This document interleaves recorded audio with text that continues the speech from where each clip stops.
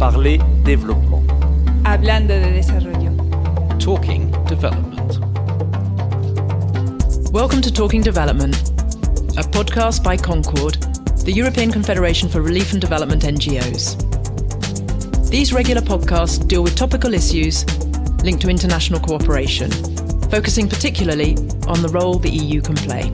So good morning, everyone, or afternoon, wherever you might be. We are here with the Talking Development podcast to discuss the COVID recovery and the EU role, or the role that the EU is playing, either positively and negatively in terms of supporting a global COVID recovery.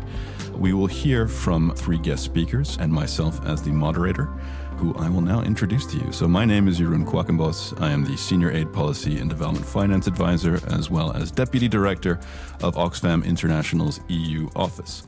With me today, I have Fatin Agad, who is an expert on EU-AU relations. Good morning to you and good morning to the listeners, or good afternoon. Joining her will be Dushni Weerakoon, who is the Executive Director of the Institute of Policy Studies in Sri Lanka. Hello and good afternoon. It's afternoon time in Colombo, but I also wish all of you good morning in Europe. And last but not least, we have Ashley Furlong, who is a healthcare reporter for Politico. So hello, Ashley.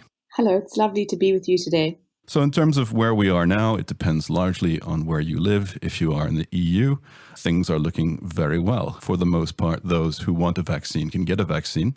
And most of the effort from states and governments is in getting those who do not want a vaccine to take a vaccine. If you are living in other areas, which are not of a high income status, things are looking very different. Only 1% of people in least developed countries have been vaccinated. For the most part, access to actual vaccines is the real bottleneck in terms of getting people vaccinated to deal with COVID. And we are dealing with the prospect of a drastically unequal recovery, where rich countries face significant opportunities compared to the challenges that poorer countries are facing. We could see a situation where people in rich countries are fully vaccinated, whereas vaccination drives in poor countries will take years and years in order to achieve the same level of vaccination rates. I'm going to go straight into the first question, which is for all the panelists, which is when it comes to achieving equal and meaningful partnerships, the EU is facing its first real test. In her State of the Union speech, President Ursula von der Leyen pledged to donate 200 million doses to low-income countries.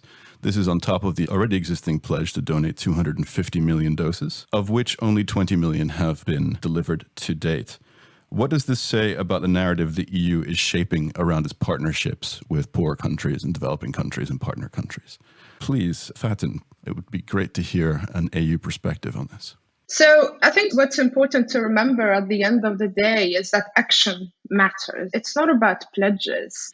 I think the pledges, we've been hearing about them since last year.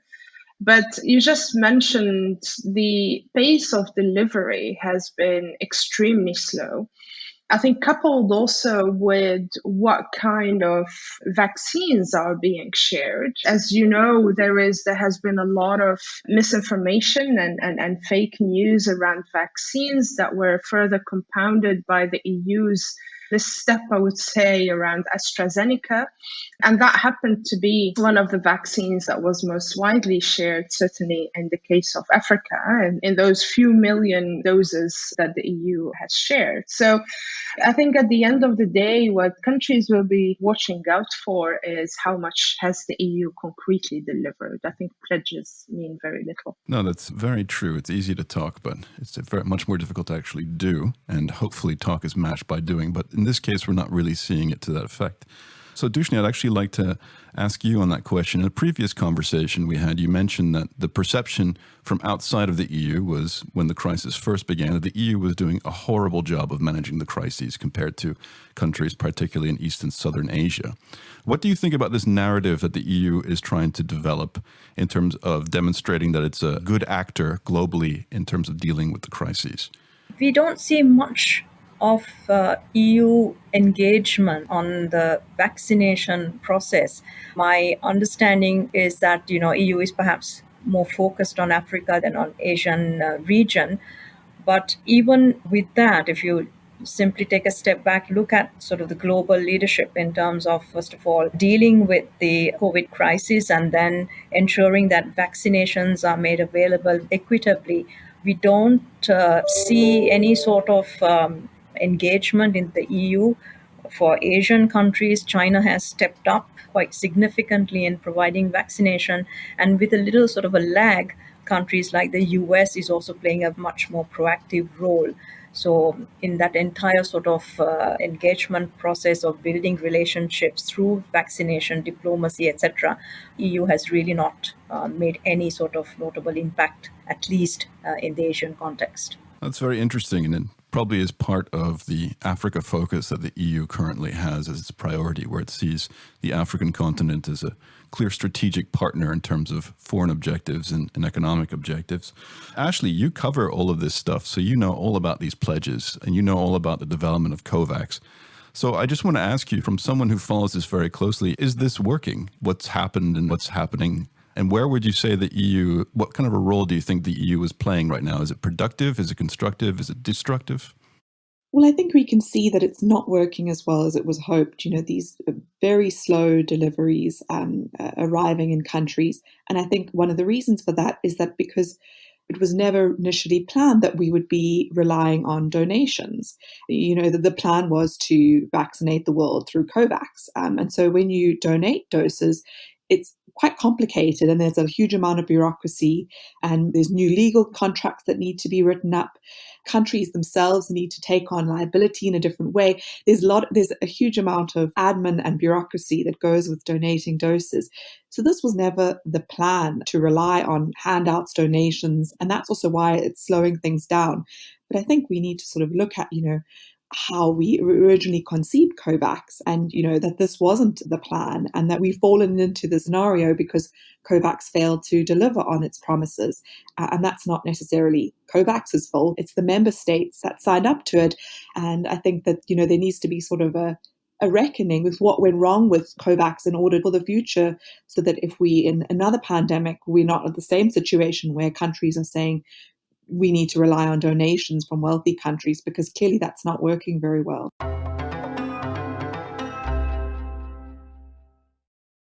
That's a fantastic point and a great segue to our next question, which is, pledges are just hot air as far as we're concerned. And there is a real problem here in terms of actually implementing what the EU wants to do in terms of global vaccination. So how can the EU change this around? How can the EU actually achieve its stated objectives of being a good partner globally and promoting equitable vaccine access throughout not just Africa, but the world, hopefully, in the end of the day?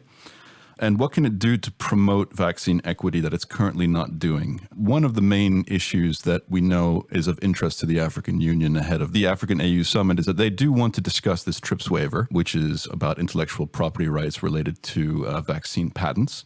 And the EU is heavily against discussing this. They do not think that it is a reasonable solution.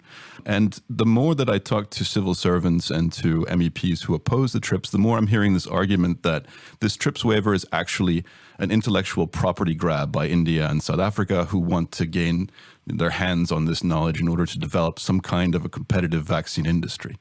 Fatin, since you work very closely with the AU, is there any justification to these claims that are being made? Or what is your perception in terms of how the EU can be a better partner in tackling the COVID crisis? I think, as Ashley mentioned, I think the failure of COVAX, and that indeed has to do more with the way we used COVAX, combined with a support, I would say, of this persistent artificial scarcity of vaccine is what we are trying to resolve or find a solution for. Now, when it comes to the position of African countries, and that's a common position in that respect, it was very clear that this TRIPS waiver is critical. And we're going nowhere with the discussions at the moment, primarily because of the EU's approach and delaying tactics, I would say. Now, if the EU does want to be a constructive partner, I think particularly because this is a global health crisis, this is not about one country, but it's really about fighting the pandemic in a comprehensive way beyond borders. I think the key test for the EU is how it will go about this TRIPS waiver. Now, In addition to the arguments that you were just mentioning, the other one that we often hear is that, well, the TRIPS waiver won't solve anything because there are flexibilities within this TRIPS waiver. But we know very well that for some of the bilateral investment agreements, particularly those that do make specific reference to the TRIPS context, having such a waiver is extremely important. And so the hope initially was that there would be some convergence of positions. And even the EU is talking now of convergence of positions. The truth is that it's not there. But the hope is that there will be some type of convergence of positions because the challenge is finding a structural solution. It's not about donations, but a structural, comprehensive solution. I think that's really where the challenge lies at the moment. And the lack of cooperation by the EU, frankly, sidelines it as a relevant actor if one speaks of the global public good, if I can put it that way. No, that's absolutely fair enough. I think the EU talks about cooperation primarily with the African Union as being one of its main priorities, especially before the crisis. I do remember that Ursula von der Leyen and Charles Michel were doing a tour of Ethiopia and Africa saying, we're here to help and we're here to listen, tell us what you want. And now they have told us what they want and the answer was no. So I think that clearly spells out where the partnership sits, particularly on the issue of the TRIPS waiver. Dushni, you talk about the lack of focus on Eastern and Southern Asia. And that really brings to mind the situation that currently exists in some East Asian countries, particularly Vietnam. You will recall at the beginning of the crisis, Vietnam was seen as the poster child for having done everything right. A fantastic public campaign to show how to wash your hands. No serious lockdown initially due to very responsible behavior by citizens and government. And then here we are a year later, and the situation is completely the opposite. The country is being ravaged by the Delta variant. It has requested on several occasions to play a role as an mRNA hub for new technologies, but has not had any technology transfer come into place. So I'm interested to hear, what do you think that the EU could do to help a country like Vietnam in order to meet the current challenges? Is it about more donations? Is it about enhancing manufacturing capacity? Is it about access? What's really stopping the EU from playing a positive role here? So Vietnam, if you look at their initial numbers, they hardly had any cases, any deaths. Again, I see that the US, for instance, is coming in a big way and making vaccinations available to these countries. But we don't hear so much about engagement from the EU, but capacity to produce some of these pharmaceuticals, I think it's much better in most Asian countries. And there have been requests to allow that to happen on a bilateral basis. That's happening. For instance, some of the vaccinations that have been produced in some of the Asian countries, they've promised to open production bases in some of the neighboring economies. So I think there's a lot of catching up for the EU to do, quite frankly, because it's pretty marginal to all these debates and discussions that's going on. And if it is seen as the main sort of player in holding back TRIPS waivers, etc., that makes it even that much worse, to be quite frank. So I think the EU has to up its game and make a real commitment. I mean, we've all heard about the 200 million pledge that they made in September, but even the COVAX pledges have really not materialized. So we want to see real action that delivers solutions at this point. No, thanks very much. And I do find it very interesting that the EU is just not seen as present within South Asia and East Asia, which, given its global ambitions, is quite troubling as well as interesting. I mean, it's a very different story that we're hearing within Europe in terms of the role that the EU is playing globally within COVAX and within getting vaccines into people's arms. Ashley, now it's your turn. So I have many questions for you because you have been talking to European member states left and right. And when it comes to the TRIPS waiver, I'm always curious as to who the Commission claims to be speaking for, because what we've seen is there is no European consensus on IP. We had Pedro Sanchez at the UN General Assembly the other day saying that IP should not be a barrier to the COVID recovery. We've had promises from Emmanuel Macron to President Ramaphosa from South Africa on ensuring that there will be access to this IP. Yet the EU position does not represent the will of its member states. It seems to represent the will of only a few of its member states. And I'm curious if you have an opinion as to why this could be the case. And then in terms of your coverage of COVAX, the EU is making all kinds of promises on supporting manufacturing in Africa of vaccines in the future. It wants to support this 60% target that the AU has. But we've seen that the current vaccine pooling of patents is a complete failure. CTAP has not emerged in any way or form to be a good way to share patents. Why do you think that this is the case? So I think on your first question about, member states not sort of having a coherent position, that's very clear that we've seen a variety of views on intellectual property rights. And some, for example, some health ministers seeming to express support for a waiver. And I think that gave a lot of hope to people supporting the waiver because they thought, maybe there's going to be an EU shift. And that was earlier this year. That hasn't happened at all. Very skeptical people will say it's the influence of big pharma on large EU countries like Germany and, that sort of pushing forward this opposition towards the waiver. It's hard to know. It's hard to get a member state on the record saying we actually do support the waiver. There is a semi-united stance, I would say, from EU countries in, opposing the waiver. But what I do think is interesting and links to the manufacturing capacity in Africa is that one of the arguments against the waiver is that people will say, well, you don't need, implementing a waiver wouldn't actually make you able to produce a vaccine tomorrow, which is very true. If you want to do it quickly, you need the pharmaceutical companies on board. It'll take much longer. It is possible to do it without those companies if you have the waiver, but it would take longer. And we've seen in South Africa, there's the WHO's mRNA hub, and that hub, no pharmaceutical company has yet sort of signed on to work with it, to share its know-how. So we've seen Emmanuel Macron, as you say, support this hub, but nothing more has really come of that. And this hub's still trying to sort of pull together that know-how and that technical expertise to be able to produce a vaccine without actually working directly with Moderna or Pfizer. But it's proving, I think, quite difficult. We've seen various sort of efforts around Africa, in Senegal, in Rwanda, to increase manufacturing capacity, but timelines for exactly when this will happen and what sort of vaccines this will be and whether this is going to be sort of the very last stage of the vaccine manufacturing process or whether it will include the sort of whole life cycle so that there's sort of real knowledge sharing happening and that African countries can actually produce vaccines and not just, package them into containers is the big question. And I think the next couple of months, next year is going to be interesting to see if the EU's sort of promise to increase manufacturing capacity in Africa actually comes to be and whether we see big initiatives actually get off the ground, not just be announced on paper. Once again, we get to the problem that talk is cheap and that actual implementation tends to be a little bit more challenging. And it seems like there's a lot of talk these days. And that is really unfortunate because it does seem quite frustrating that you would have a leader of the EU, if you will, on one hand say that he totally supports our partners in Africa, and then on the other hand, completely undermining this support at the WTO or at the WHO or in other areas. And that kind of gets us to the last question that we have here. You mentioned that it's important for countries to be able to help themselves, to get themselves out of these crises. The manufacturing capacity is an important issue for Africa so that they can determine how best to solve the problem themselves as opposed to relying on charitable contributions. So the EU is constantly saying that it's now shifting from a development cooperation or charitable approach to its partners to partnership. What does that mean? How does that look? What is the thing that the EU should be doing in order to help its partners deal with this crisis the most effectively? We'll just go around and it'd be great if you just had at least, one major idea that you could identify as a bottleneck for achieving to this and where the EU could actually be helpful in challenging this bottleneck.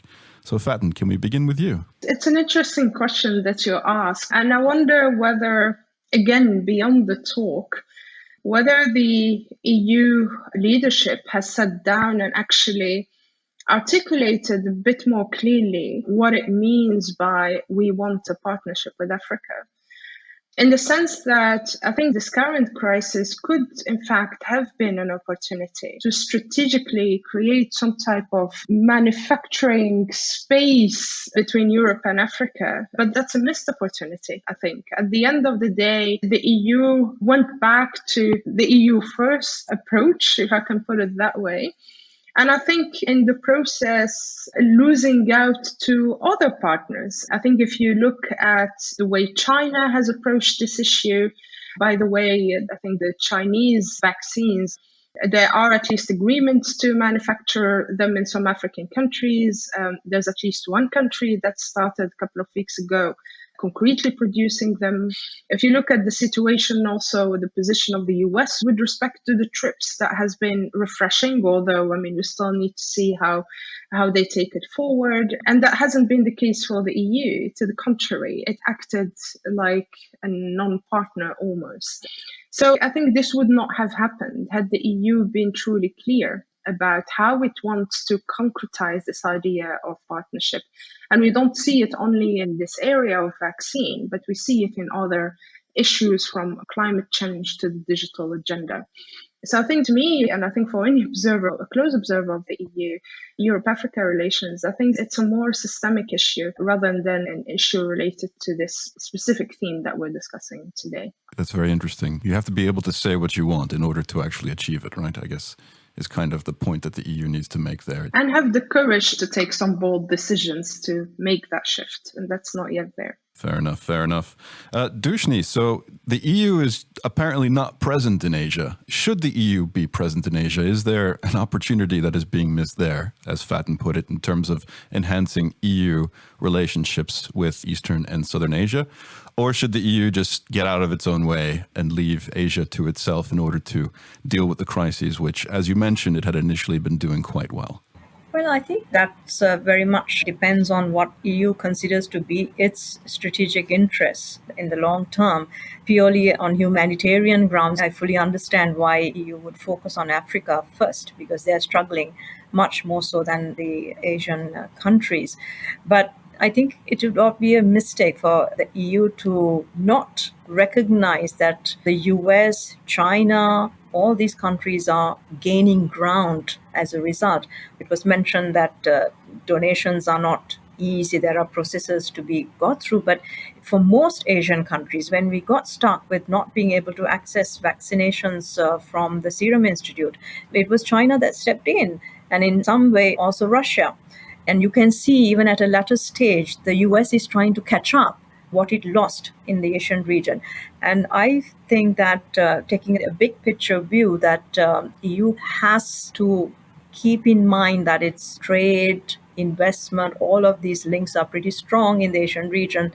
And if it doesn't keep on track, other countries will just step in where the EU is absent. That's also very interesting. Can the EU actually live up to its geopolitical ambitions, I think, is the question that we're constantly asking ourselves, those within Europe? Or is it just a fugazi, a smokescreen that's supposed to hide the fact that the EU is still, to a degree, not really a united voice globally? And then, Ashley, you are a journalist, so you sit in the middle of this. If you had the bully pulpit, if you could tell the EU what to do in order to make things better, what would you do? What would you say? What do you think is missing? What needs to be done?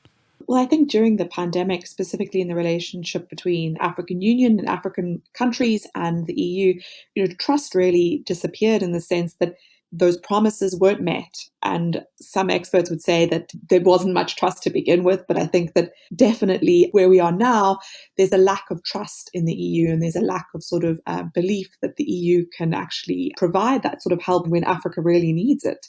So you've definitely got a lot of work to do. And I think I would say one of the main things to do would be to actually fulfill its vaccine and sharing promises as soon as possible, really, because time is of the essence. And secondly, to fulfill this promise of increasing manufacturing capacity on the continent. If the EU can help convince manufacturers to work with these new sort of hubs that are being set up, if the EU can, if the funding that it's promised comes through to worthwhile initiatives that actually produce vaccines, maybe not COVID vaccines, but maybe future mRNA vaccines or the like, within a decent time frame, that may go some way to restoring that trust. So can the EU put its money where its mouth is, I think, is the question that many of us are wondering. And to date, the answer does not lead to particularly much optimism in terms of its ability to do so. But there is still a chance that the EU could start playing a significantly more positive role in the near future. We have a very short window with which to deal with the current COVID crisis before new variants emerge. So I hope that everyone enjoyed this conversation. We covered a lot of ground between the different speakers. What has become very clear is that vaccine inequality is still a major issue that needs to be tackled. And it will eventually lead to greater inequality within and between countries, if not dealt with soon and with appropriate vigor. Concord is the voice of more than 2,600 NGOs across Europe. To keep the conversation going, you can follow us on Twitter, Facebook, or Instagram. You can obviously find this podcast on your favourite listening platforms and on our website, concordeurope.org. Please don't hesitate to get in touch with us and to share your ideas. We'd really like to hear from you. Until next time, goodbye.